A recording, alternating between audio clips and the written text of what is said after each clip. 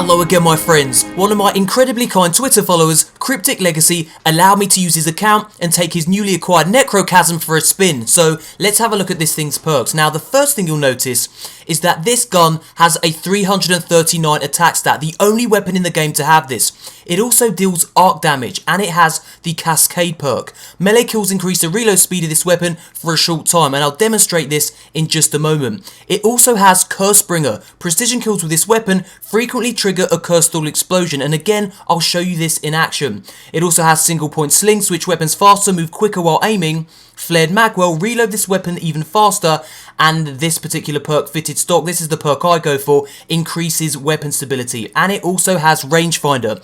Aiming this weapon increases its effective range, so let's have a look at this thing in action. So then, first of all, let's have a look at the Cascade perk. Now, this is the normal reload speed of the gun, but if you reload after killing an enemy with a melee attack, your reload speed is considerably faster, as you can see here.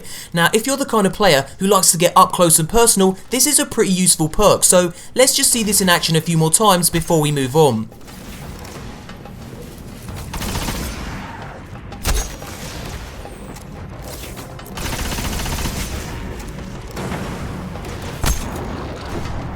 Now, I've chosen this spot in the Cosmodrome to demonstrate the Cursebringer perk because there's a constant stream of enemies to shoot at.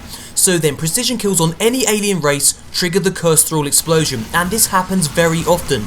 If you're scoring consistent precision shots, you'll notice a lot of explosions, and yes, the explosions kill or damage nearby enemies, so this is an effective weapon against mobs of aliens. It's worth noting too that the explosions do not cause you harm, so you can be standing as close as you like to your enemies when you trigger this perk.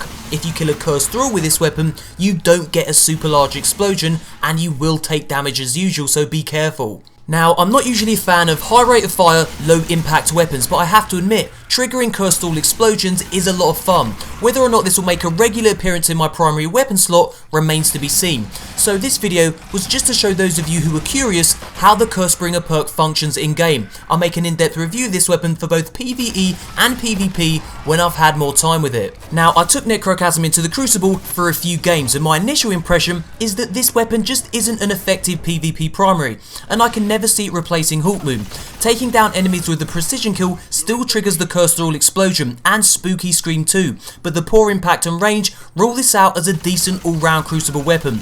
I'll need to spend more time with it for an in-depth review of course, but those are my initial thoughts. Now, newcomers to the game may be wondering how you acquire this weapon, and you'll find a detailed video explaining exactly how in the description box below. Thumbs up if you enjoyed the video, subscribe for daily Destiny content, and thanks for watching, you beautiful bastards. And as always, until next time Guardians, enjoy the rest of the gameplay.